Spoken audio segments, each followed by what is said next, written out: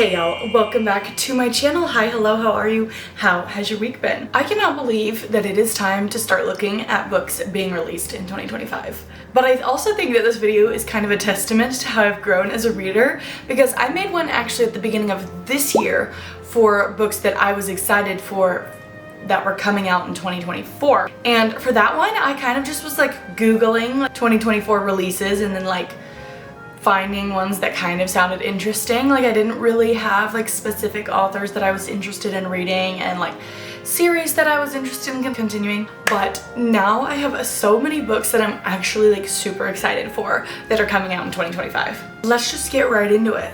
First up, coming out January 7th is Beg, Borrow, or Steal by Sarah Adams, which is the third book in the When in Rome series.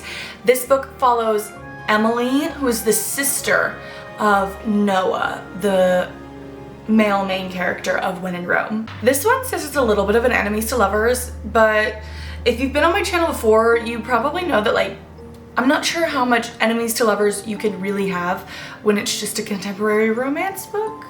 We'll see, but I'm excited to read this one. Then coming out on January 14th, we have Beautiful Ugly by Alice Feeney. I have only read Rock, Paper, Scissors by her, but I did really enjoy it, and so I'm looking to get more into her backlist, but also reading this book that is coming out in January, obviously. This book follows Grady, who is an author, and one night he is on the phone with his wife giving her some news when he hears her stop the car, get out, and he doesn't hear from her ever again. Interesting. Odd. Intriguing. Her car is found abandoned and there is no trace of her. So, where on earth did she go? What happened? Why is she gone? We don't know, but we'll find out if we read Beautiful Ugly on January 14th.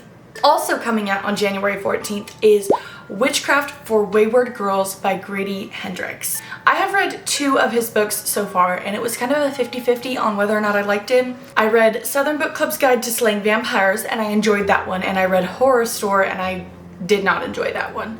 So this one will be a toss-up on whether or not I like it. The Wellwood Home is a safe haven for unwed mothers to come and have their babies and then like find homes for them.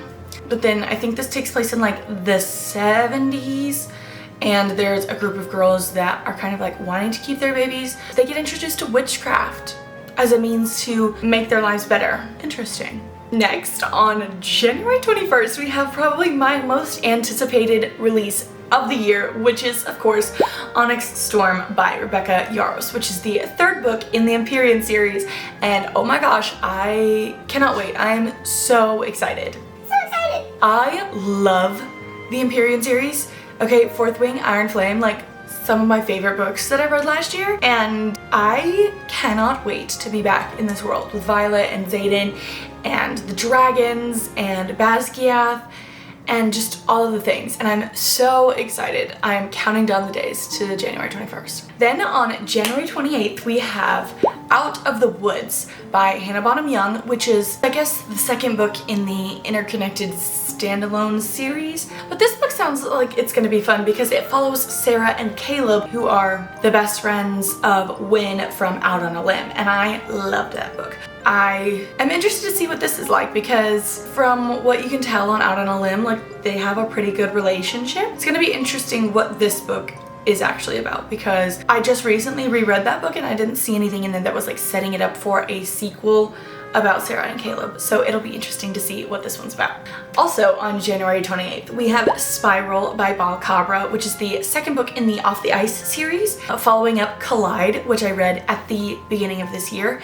And I am so excited for this book because when I read Collide, I absolutely loved it. I thought it was hilarious. The found family was amazing, and so I'm just really looking forward to being able to continue that in this next book. This one is a ballerina fake dating hockey romance. A lot of good tropes in there. Sounds fun. Then on February 4th, we have A Burning in the Bones by Scott Rentgen. This is the third book in the Waxways series, which I technically have not started yet, but I do own the first book in this series, A Door in the Dark, that I am really looking forward to reading. It's fun to know that it's like still an ongoing series and that the next book is coming out in February. And then on February 11th, we have hold on, I have to consult my notes on this because I don't know how to say this title. Emily Wilde's Compendium of Lost Tales. I personally haven't read any books in this series, and I don't currently have any plans to read this series because what I've heard is that it is a very cozy fantasy series, and I personally need the high stakes in order to keep my attention. I just personally, at this moment, think that cozy fantasies are not for me, but I know that so many people love this series, and so I thought I would include it in case you didn't know that the third book in the series is coming out in February. And then also on February 11th, we have First Time Caller by B.K. Borison, who is the author of the Lovelight Farm series. Now, that is a series I did not continue. I read the first book, Lovelight Farms, and didn't particularly love it, and so I didn't continue the series. However, I am open to giving this author a second chance, and I saw that this new book is coming out, and I was like, perfect, awesome time to give this author another chance. So this book follows a guy who is the host of a radio show, but he has kind of fallen out of love, which is unfortunate for him, considering the fact that his radio show is like a romance hotline, and he gets this little girl who calls in who is looking for romance help for her mother, and so now as a part of his show, he's like helping this single mom find romance in her life. I'm assuming the two of them are going to be the ones to fall in love. Then on March 18th, we have probably my second most anticipated release for the year, which is Sunrise on the Reaping by Suzanne Collins. I love The Hunger Games, okay? I cannot begin to tell you just how much I love this series and how much I love these characters. I am so excited that now she is releasing Sunrise on the Reaping and that we have opened the possibility of getting more books. You know, I could read a book about literally every single one of the Hunger Games. This one we know for sure takes place during the 50th Hunger Games, which we know from the previous books is the Hunger Games that Haymitch took part in. However, we don't actually know for sure that this book follows Haymitch. It could potentially follow a different character that was in that games, which would be fun. I am so excited to read this book. On April 1st, we have Gifted and Talented by Olivia Blake. Now, I'm excited for this book because this author, under a different pen name, wrote one of my favorite releases of 2024, which was 12th Night by Alexine Farrell-Fulmuth. I loved that book. Okay, I loved it. I loved it. I think I need to do a reread pretty soon. And at some point, I will get to the Atlas 6, okay? At some point, I will read that book. But this book also sounds pretty interesting.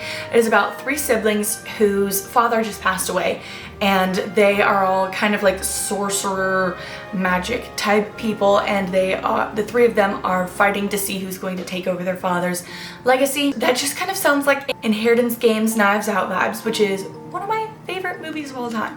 So it definitely intrigues me, and I'm interested to check it out. I find it so interesting that like so many of these books are like coming out on the same days, because also on April 1st we have Say You'll Remember Me by Abby Jimenez. I honestly can't really tell what this book is about by the summary, but I just read Part of Your World by Abby Jimenez and I really enjoyed that book.